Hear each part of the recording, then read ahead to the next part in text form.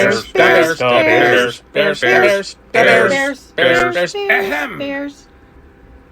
Country Podcast.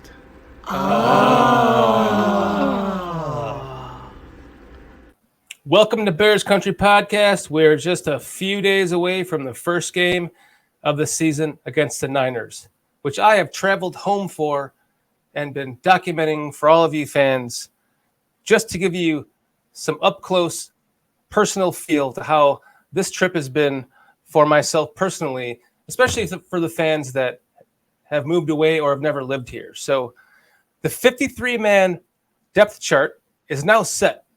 And Nomad, I just would love to know what your thoughts are on that. I'll tell you right now, Shorty, the depth chart didn't really surprise me that much. It's kind of what I foreseen coming.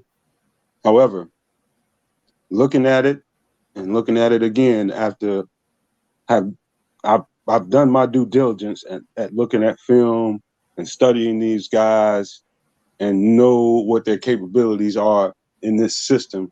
And I tell you right now, I'm telling the fans right now, get fucking excited. Get fucking excited because, number one, you're being doubted. The whole team is being doubted. They don't expect them to win more than 3 games, and that's kind of right up guys' alley. Right. And so by the time the end of this video hits, you'll feel me a little bit. So I just want to save a little bit. Okay. So you want to go down the depth chart as it stands, like by offense, defense, special teams, etc.? Position groups. Yeah, thank you.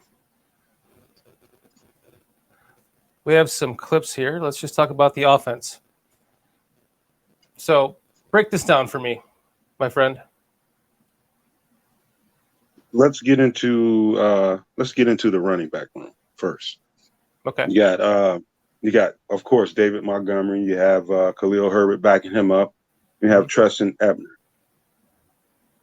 Just for the record, you guys, I mean depth charts mean something, but at the same time they don't, because you don't know how these people will be incorporated in the scheme of any game plan.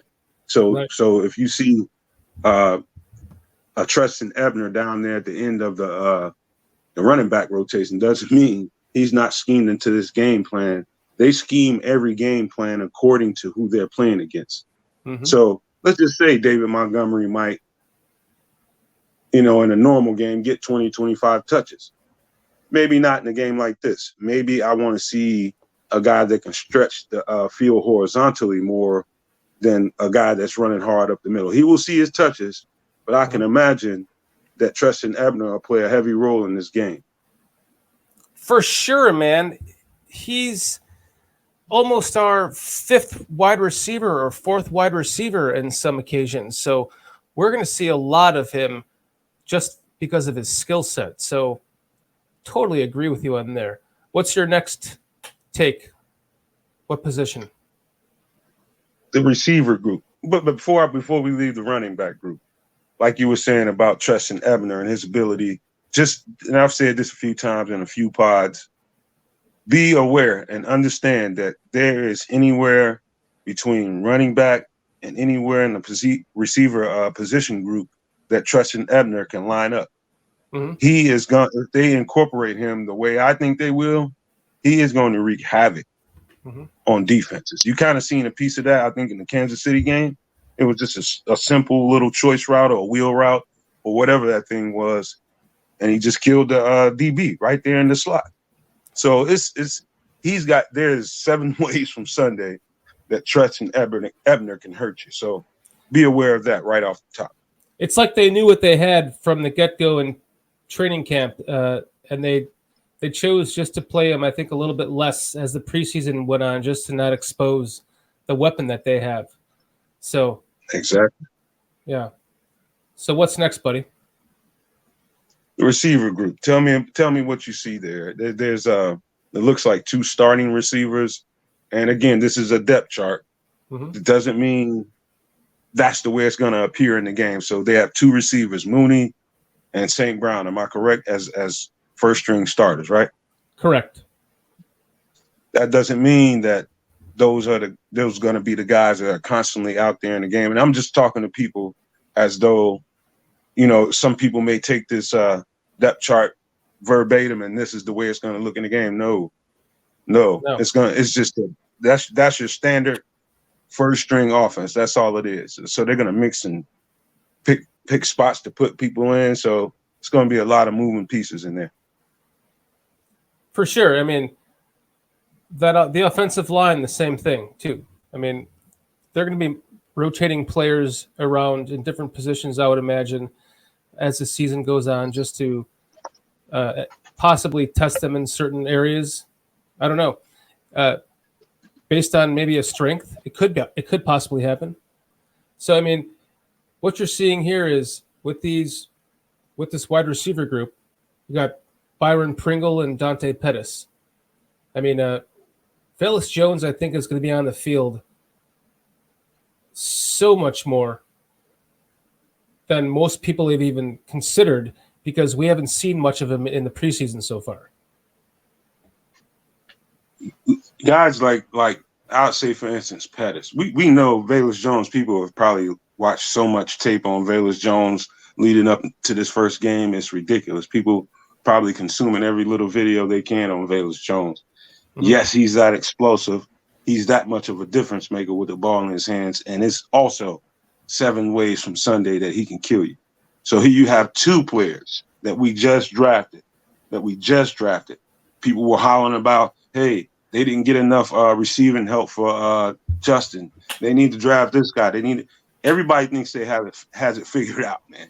But nobody really does. So what they did, instead of going with your standard X or Y receiver, X or Z receiver, is they went and chose weapons. So who represents those weapons? They went and chose a Tristan Ebner. They went and chose a Velus Jones. Those guys, you can just line them up in so many multiple situations and so many multiple formations, and they can strike you from each position. So that for a defense coming from a defensive guy, that is hell to think about. You talking about speed on speed and guys that can really move laterally and vertically.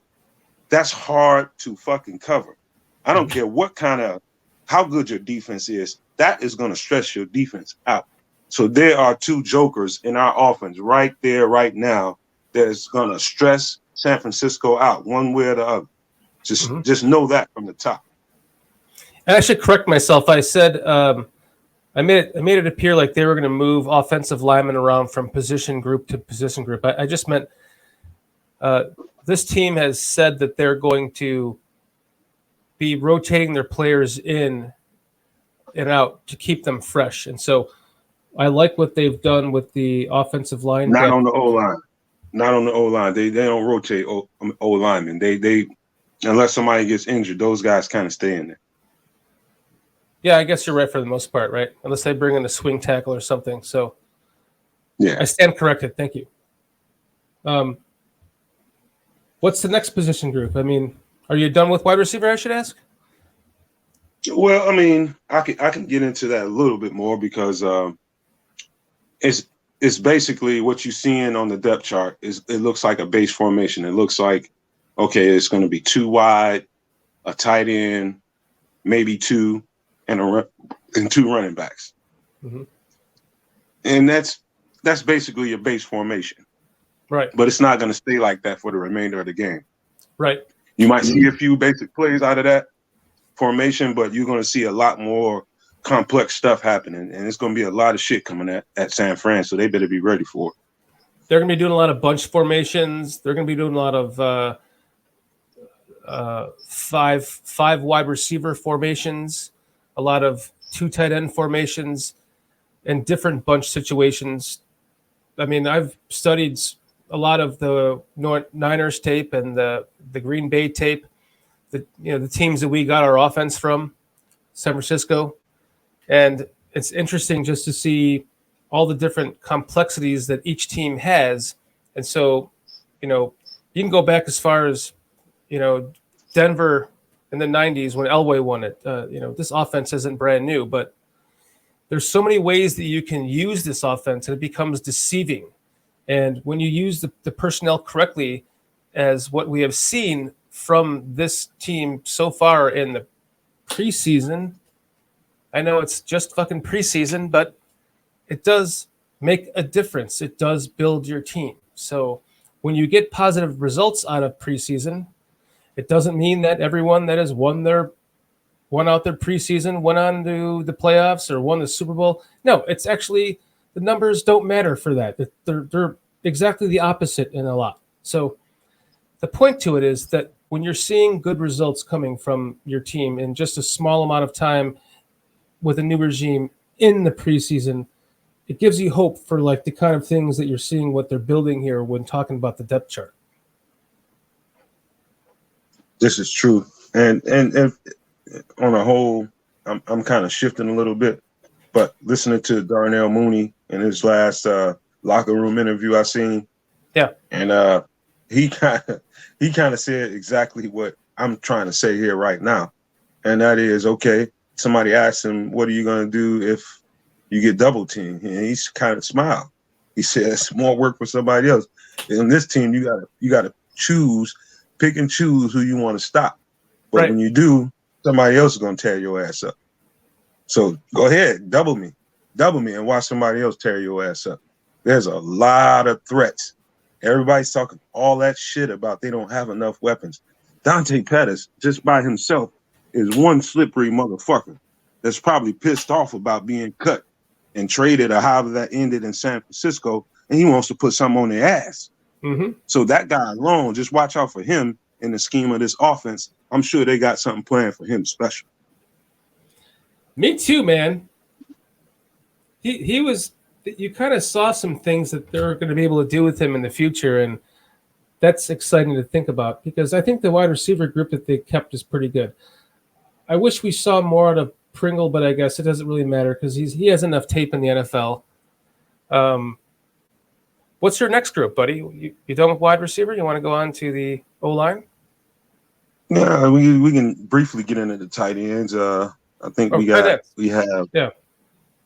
I can't remember the new guy's name. We have got that guy who's a punishing blocker. We also have Griffin, who's also a very good blocker. Komet can block his ass off. Mm-hmm. This is a tight end friendly scheme of offense. And Jake Tongas, he's going to line up as a fullback if he gets in the game. He'll spell Blasingame at different times, but I'm sure Blasingame won't be out there for the whole duration of the game. They'll find ways to put Tongas in the game and make him effective. Both of them are dual threats. Mm-hmm. They can take the ball and run it, or they can catch it out of the backfield and punish you that way. But yeah, we don't have to spend too much time on that. But there's options from that position group too in this scheme. Yeah, the third guy it's Komet, Griffin, and Wesco. Trevon Wesco. Yeah. So I guess we haven't even mentioned the names, which I apologize. The wide receivers are Equinemius St. Brown, Smith Marset, Mooney, Darnell Mooney, Velus Jones Jr., Byron Pringle, Dante Pettis. The Amir Smith Marset, sorry. And then the running backs, of course, are Montgomery, Herbert, and then Ebner. So apologize for not reading those names off. Couple quick things. Smith Marset, I don't expect to really have a whole lot of a role in this game because he's just getting they run a similar offense in Minnesota, and so he probably right off the top he knew the route concepts. Getting the verbiage down in these last few days and getting the sets down in these last few days. I don't know. If he played, I'd be surprised. Byron Pringle could still be kind of ramping up. Maybe that's why he's not in the starting the first string offense. Maybe he's still kind of ramping up, but he probably will play. But yeah, those guys I think are still working their way towards being 100%. Well, Pringle is listed as the third receiver, so right. Yeah, so he would be if they started off in a 3 wide receiver set, he would be the starting wide receiver to open the game. Yeah. Behind him would be Dante Pettis. So that's some pretty good weapons, you ask me. I'm not disappointed with that. I'm not at all. I've seen the tape. I mean, the one thing that we're all forgetting about is Velus Jones Jr. I mean, he's like a hidden weapon that hasn't even been shown in the preseason yet, you know? Man.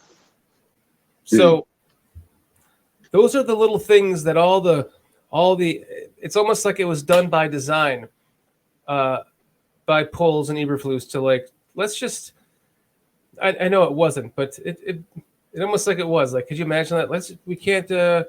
Let's injuries held him back. We don't want to play him that much. You know, we'll give him little brief things here and there, some kickoff return duty or whatever, punt return. I don't remember what it was, but they were then all of a hiding sudden, him.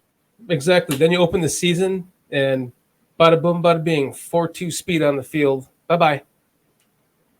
He's like a you ever go to a live show where you have a bunch of, opening acts that you got 4 or 5 acts before you get to the main ingredient, and Right. he is absolutely the wild card. He is absolutely, this dude can.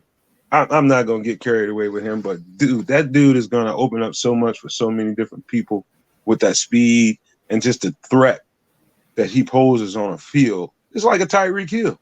Mm-hmm. Just having his presence out there opens up so much shit for other people. Yeah. He's got those kind of wheels.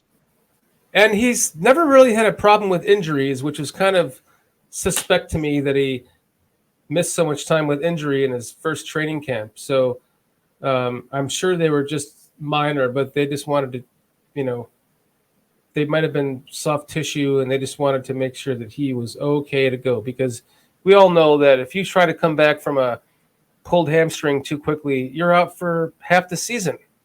It seems silly, but that's a major. You can't run when that muscle is that fucked up. So, yeah, it's that big of a deal. And so if they're able to kind of almost work in their favor to hold him on the bench and not be able to play him, almost like by design, like I said, but not. And it works out, meaning it worked out in their favor as if it was. So all of a sudden he comes out fresh to start the season and just starts tearing it up.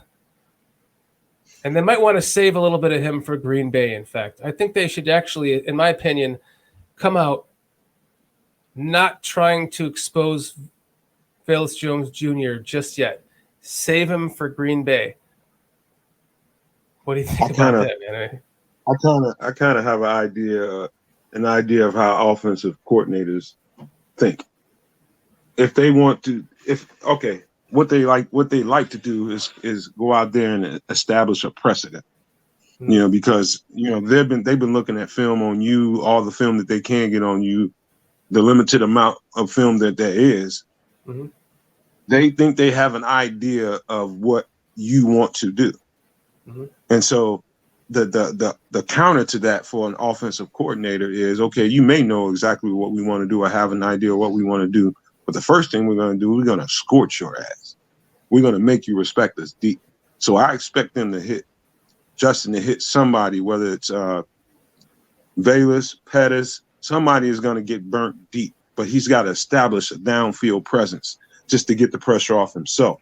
And so he has room to operate back there. Man, I see that coming early. You're giving away information. Shut up. Hey, ain't nobody listening to this but fans. And if I thought coaches were listening to it, I'd shut the fuck up. I'm just kidding. Can you imagine that? Look at this. This guy. Oh yeah, don't say anything. don't. Yeah. Awesome, man. I'm sorry to interrupt you. You were on a great rant. Just continue.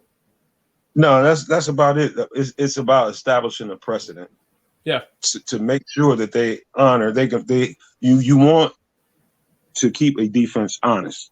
Right. A defense can cram a box and make it really hard for a quarterback, and then that means they don't trust you and your ability to be able to strike downfield.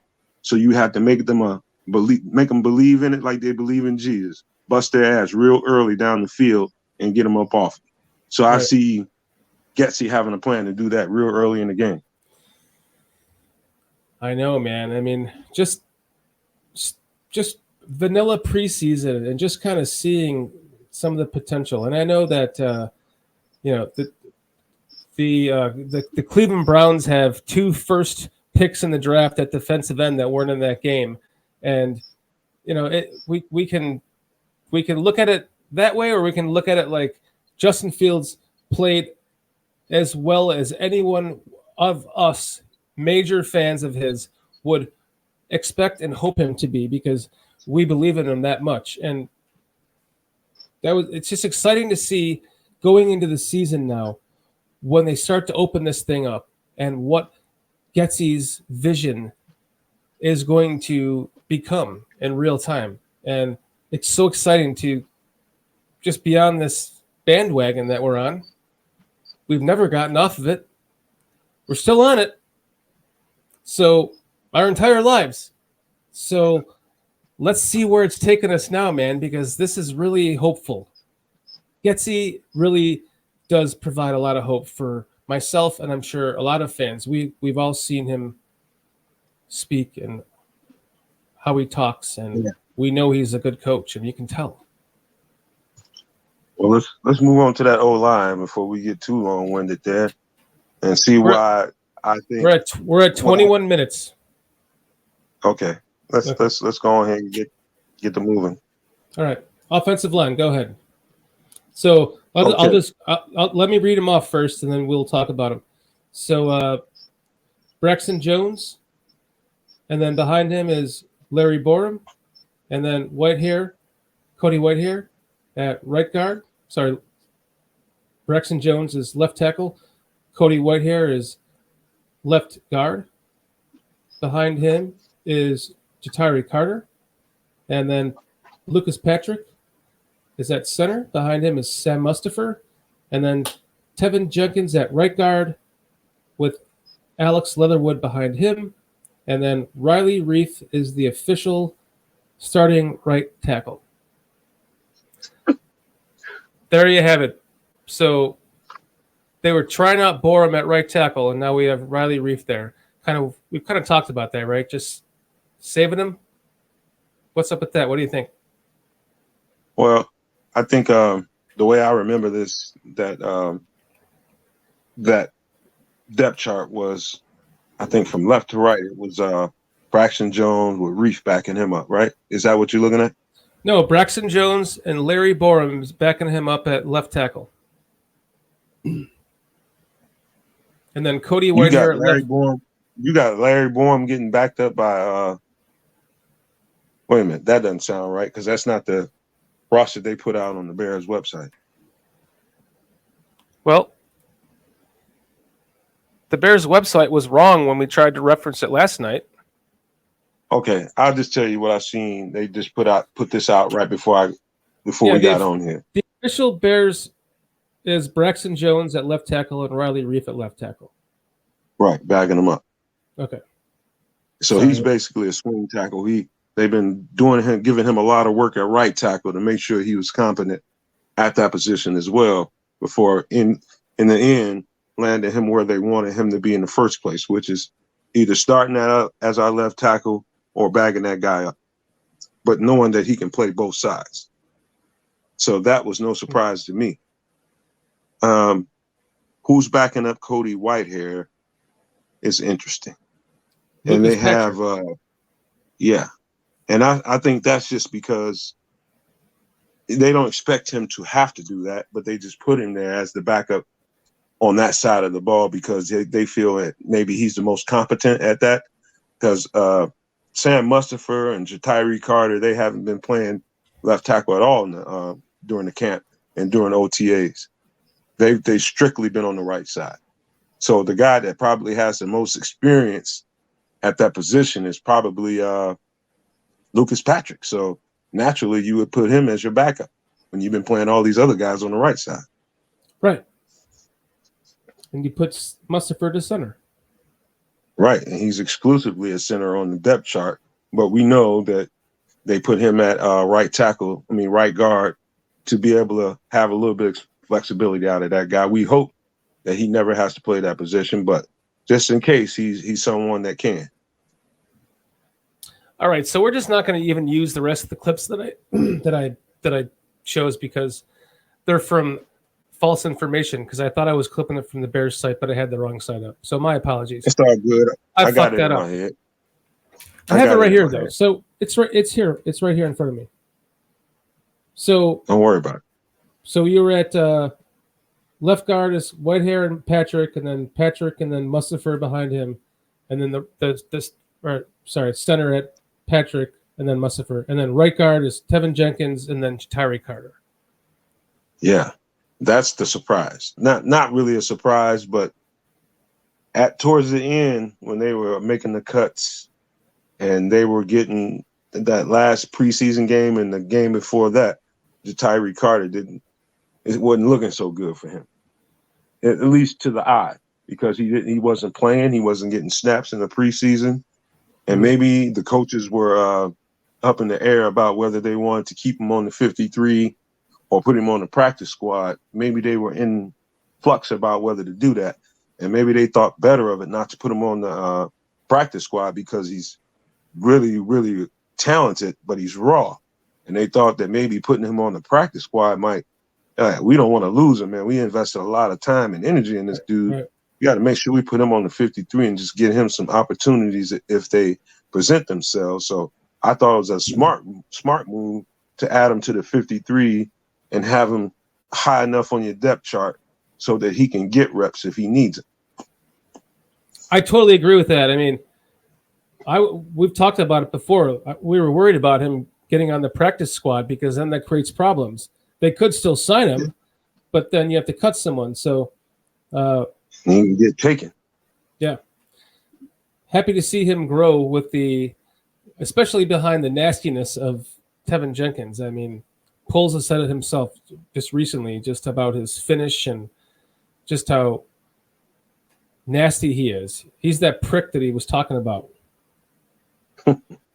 So you go over to right tackle, and here I completely fucked this up by pulling up the wrong stuff. So I apologize. I will eat dick when I say I'm wrong. I was wrong. I pulled up the wrong thing. I apologize. I meant to say eat crow. I won't eat dick. I don't eat dick. Well, I'll let you. I will eat crow. Your dick sandwich. I'll let you eat your dick sandwiches while I explain this football shit. On the right bag of dick sandwiches. Eat a fucking bag of dicks, shorty. This fucking guy's telling me that Riley Reef is our starting right tackle. Next. That's all right, man. You too hard on yourself sometimes, man. Let's get into this right tackle spot, man, so we can keep it moving. Let's move along. I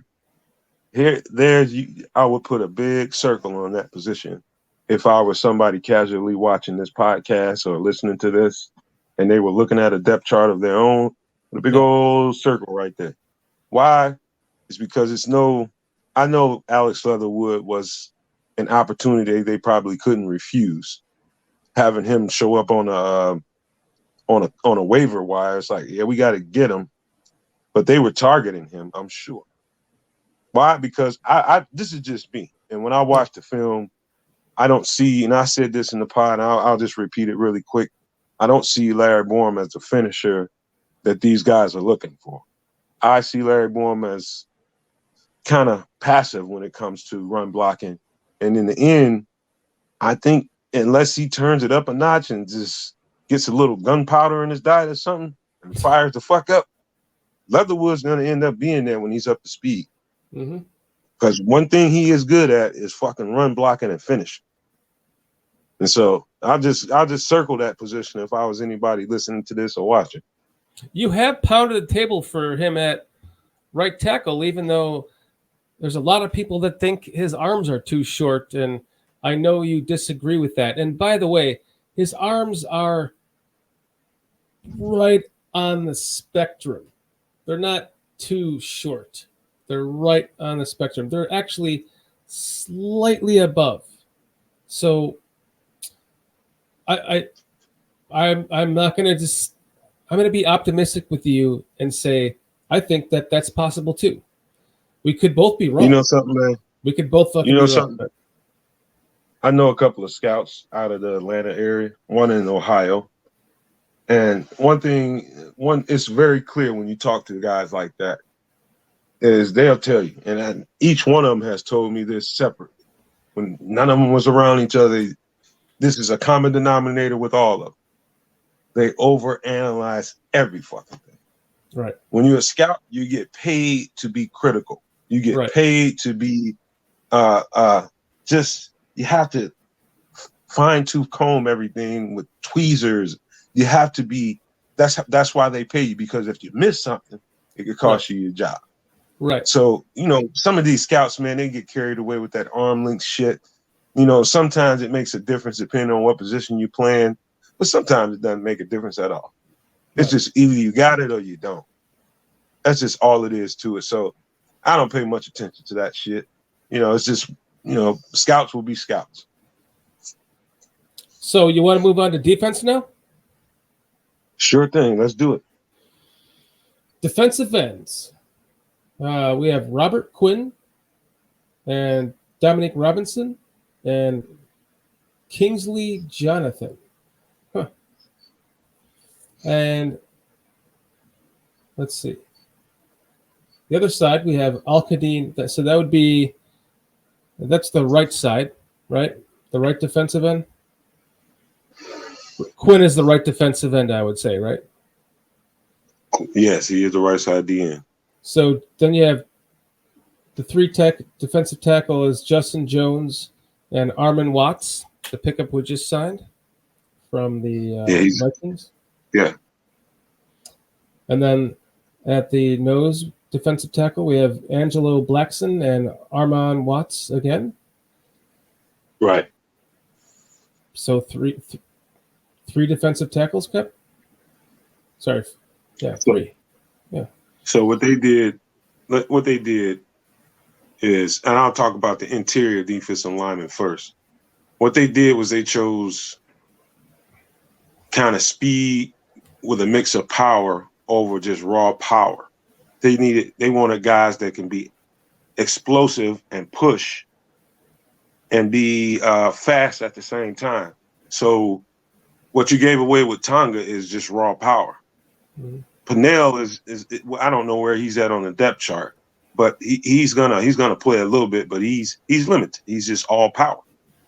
And so your first wave of guys need to have speed. It's all about speed. That lineup of, I think it's Quinn over there. I think you see Blackson there. Then you see Justin Jones, and then you see Muhammad. That's pure speed. Mm-hmm. It's all about speed. And it's going to be about collapsing the pocket and forcing it down into the inside so that the nose tackle and the 3-tech make plays. That's what it's all about, making a cut. You probably heard Eberflus say that.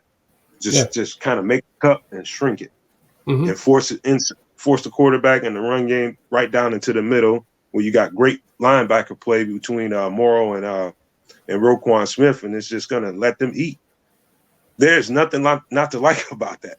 Nothing. You chose speed over power. Yes, that's exactly what they did. Because Angelo Blackson and Justin Jones playing side by side is definitely that. And then you have Al-Qadin Muhammad starting at the other defensive end over Travis Gibson. That's the same thing. So, yeah, you're right. They did.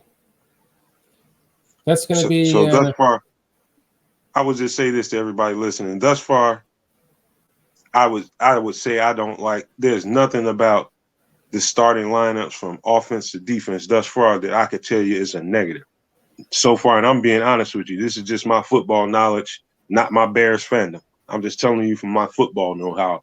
There's nothing not to like so far. So let's just keep going. So they're going to rotate probably Kingsley Jonathan in with Justin Jones and Angelo Blackson and Armin Watts, barring, COVID. We like to call it here on Bears Country Podcast. If he's up to speed, which doesn't take long for a D lineman or a DN. It's just knowing your calls and knowing your, when you have to shift and when you have to do certain things. It's not that difficult in 4-3 for a defensive end to get up to speed. What this tells me here is that they're reserving that fourth defensive tackle position for someone else that they might be able to pick up in the future, because I think that they're reserving that Kingsley Jonathan as the possible cut to that, because I don't think they need 5 defensive ends, right? So that must be the move that they're going to do in the future. You can't have 3 defensive tackles and 5 defensive ends. Well, in a 4-3, anyways. You got to think about this. Those defensive ends, you're telling them to be, I need 100% gas on every play, getting around that corner or ripping and going on the inside. You gotta wave those guys in and out. So it doesn't surprise me that they have extra defensive ends, because those guys they're going at it, especially in this defense. Right, especially if they start playing some hybrid and they move into a 5 defensive front. So, yeah. But stay tuned for a move on that. I'm calling that. Yeah, they're gonna upgrade if they can. They're gonna find another defensive tackle out there somewhere. Moving on to linebacker, Nicholas Morrow, followed by Sterling Weatherford. Roquan Smith. Second. Notice, and I, like I said before, I told you all early in the show, don't pay much attention to somebody being first string or second string, but this is one in particular to pay attention to. This means something. Sterling Weatherford being this. Yes. Yeah, him being the second string. I think it's the Will. Yeah. Or Will or the Mike. I can't remember. Who is he under? They have it listed as LB, but in order of Nicholas Morrow, Roquan Smith, Matthew Adams, which would make me think, as a fan, Nicholas Morrow is the Will, Roquan is the Mike, and Adams is the Sam.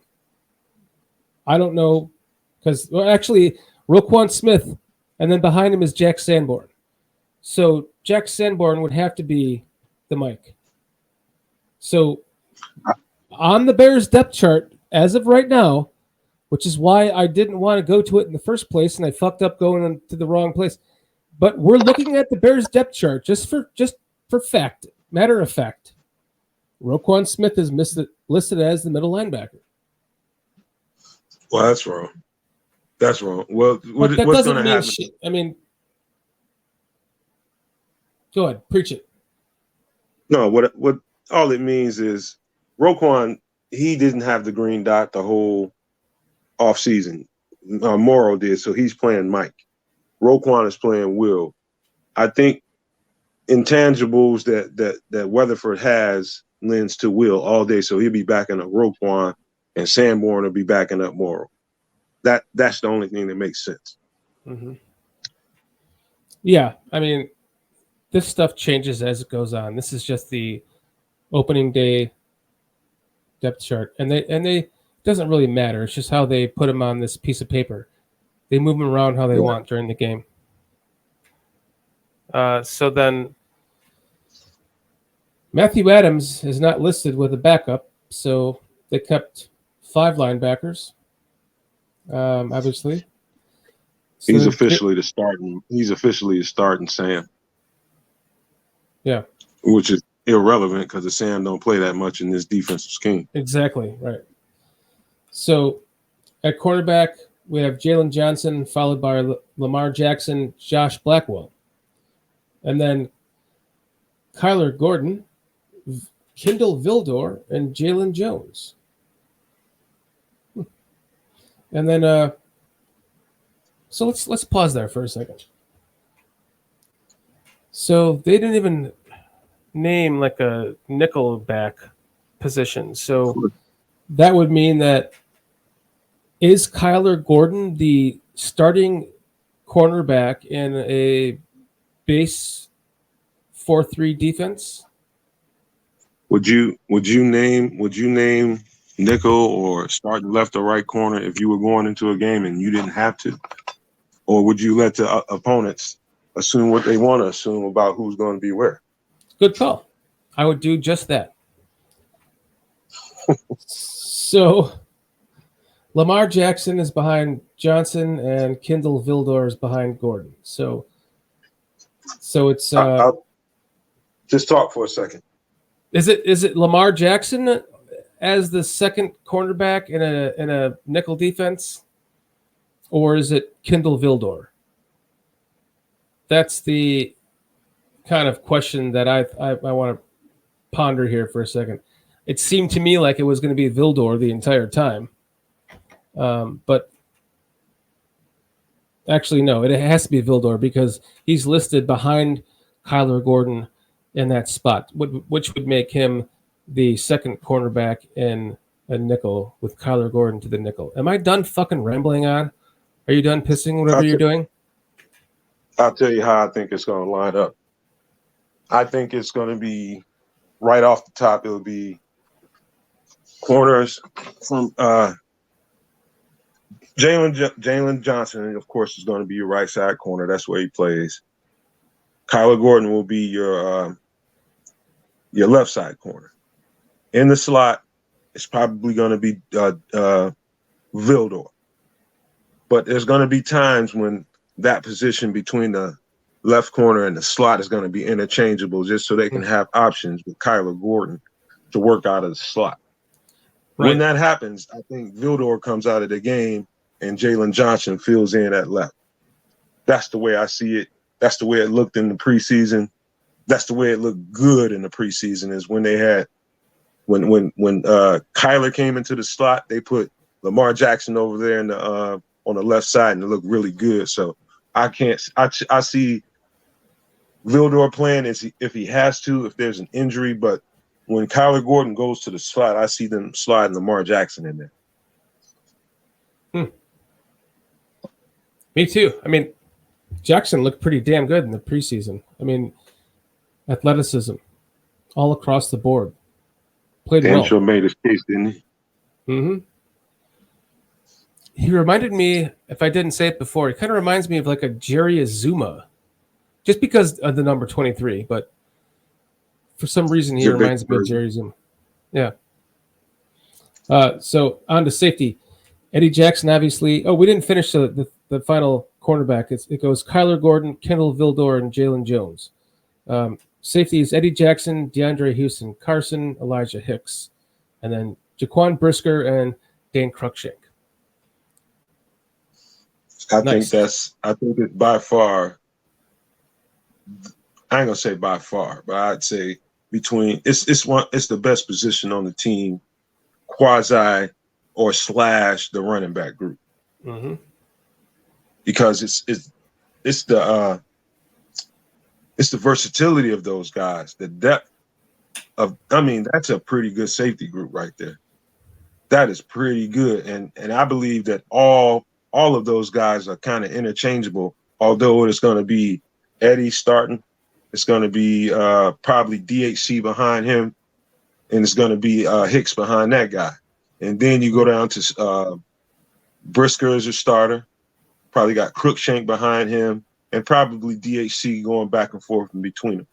Mm-hmm. And so you have Cruikshank that can play both positions. Mm-hmm. He can play Sam if they need him to. Right, he's a hybrid. Mm-hmm. Nothing so far. And I've studied this shit, and I've studied these players. Nothing so far alarms me, Shorty. I know. They have put the ingredients together of a good team. And the way they're going to be coached, oh, my God. Dude, you hear Eddie Jackson gloating about DHC, DeAndre Houston, Carson.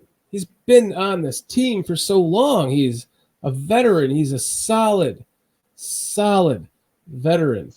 If you have to play him for half the season, you have confidence in him. He knows what he's doing. Then he gets Elijah Hicks behind him that's developing. And we're both very happy that they kept him. They kept all their draft picks. In fact, I think I remember hearing that they brought back Zach Thomas. So they officially, I think, now have kept all of their draft picks. Could be wrong, but I pretty much remember that being correct. So this defensive backfield is the sleeper of the NFL. It's the absolute jewel of this team, along with the running back group. I will say this to everybody, so I'll be clear, and so that transparency is there. I used to have my eyebrows used to raise when it came to the 3-tech position, because I know how important it is in this kind of defense. But after it's all played out, and I'm looking at the moves that they made and the players that they have, they almost, except for Robert Quinn and Al-Qadim Muhammad and the new guy we just got, those are strictly D ends, but the rest of those guys are hybrids. They can go from a 3-tech to a nose tackle. From Travis Gibson to Angelo Blackson to Armand Watts to who else is there? I'm missing somebody. Because they only have 3 of them. No, You're talking the about only other guy. Pinnell's not on the roster. Pinnell's not on this roster. Yeah, he's probably on the practice squad at this point. But if he were to be acclimated, he's the only one that doesn't have one of the only ones that doesn't have that versatility on the inside. So they found hybrids and guys that can be versatile. I just want to see how they hold up against the run. So far, so good. I think they did that because of the ability they have at linebacker to be able to clean up a whole lot of shit. They have really good linebackers that can clean up stuff, so you don't have to be great in the run game if you're a D tackle, because you got those guys right behind you. So I kind of see what they're doing. Yeah, I mean, there's going to be more moves made. You can tell just by some of this roster, some of the positions that there's too many of and less of another. So something will happen along the way here. I think that will kind of even some of that stuff out. But you do see what they're building here. These are all buy-in players that have upside, and you get the upside out of the coaching, which is what we've been talking about. And God, we're only a few games away from the first game of the season, man. I can't believe I came home to go to this game. To go to this game. Did you hear me there? Jeez, that was weird. Came home to go to this game, and this is going to be awesome, man.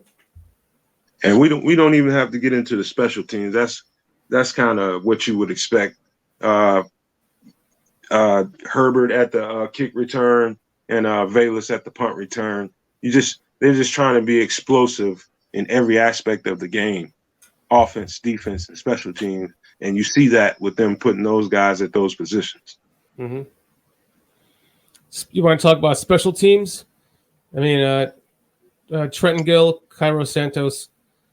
I mean, I didn't see those 2 guys making the team, but I mean, it's kind of weird that they did. But we have Patrick Steele. I'm joking. They brought no fucking competition in for them. Like, what? Right. That's weird. That never happened. I thought you slipped off into one of your weed stupors or something. I was like, what the fuck is he doing here? I mean, I am in Illinois right now. I do feel a little like, but to my point, they wanted to add to the roster. They wanted to get that full 90-man roster. Or it was the full 90? Was it 90 or it was more than that to begin with, wasn't it? Or is it 90 when they start training? About 90. Yeah, okay. Probably about somewhere around 90, 95. But it's like they wanted to add to more of the other position groups to see what they could get, and they just put their trust in these 2, the punter and the kicker, by not bringing in someone to take up that spot. Is my point, and that's why I joke around about it. So let me ask you a quick question. I said before they should have. I wish they would have just made Greg Stroman the kicker. Like, what? I can't believe it was Cairo Santos. Just give me. I gotta ask you a quick question. Just give me a really quick answer right off the top of your head. First thing comes to your head, just really quick so I can respond to it. Okay. And I'm gonna get on my rant so we can do this. We can finish this shit. But what do you think people are talking about when we're talking about the fans or the media when they say this team isn't that good? What position groups are they pointing out? Really quick. Well, they start with quarterback, and then they go to offensive line, right? And then they go to defensive line. Then they go to linebacker. Then they go to defensive. I didn't say the whole damn team. You're gonna say the whole damn team. The first one, quarterback. The first thing I hear, Justin doesn't have weapons, of course. And so they're pointing at the receiver group. Justin is not going to have protection. So they point to the offensive line.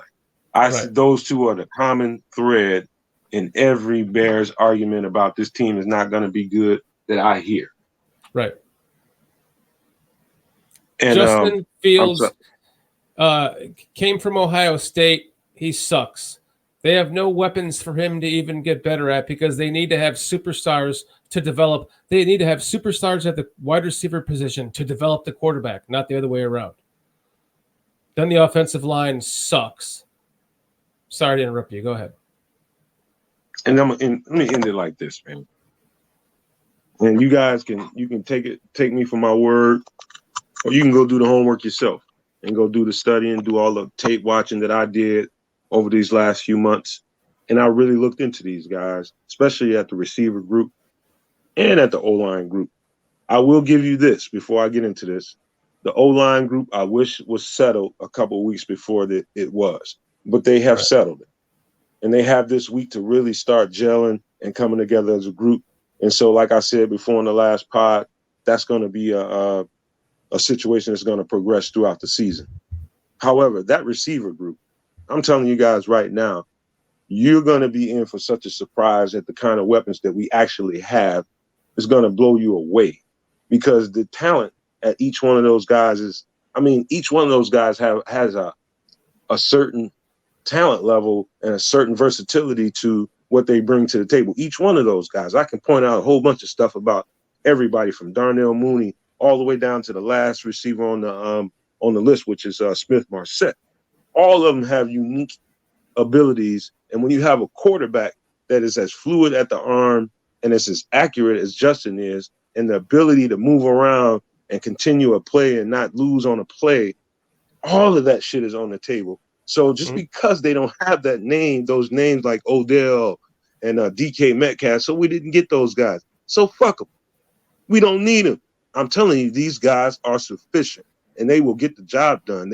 Justin will get that ball to those guys, and they will make plays. So all that nonsense about Justin doesn't have weapons, wipe that shit off your plate. Forget about it. Because after game one, you're going to start seeing right away that these guys are talented enough. This team has put together between Poles and Eberflus. They got together as a unit and decided, hey, you know what, we ain't going to have a whole lot to work with. So I'm going to need to lean on you, coach. And I'm Poles talking to coach. I need these guys to be really fucking good. I mean, better than everybody else. It's the only chance we have. No problem, Jude. These dudes are out here and they're better conditioned than everybody else in the league. They're better disciplined, I've seen, than anybody else they played against. And so that bodes well for any team. So they're not going to kill themselves. This team is talented enough to win, and you're going to start seeing that on Sunday. I'm going to predict it for you right now.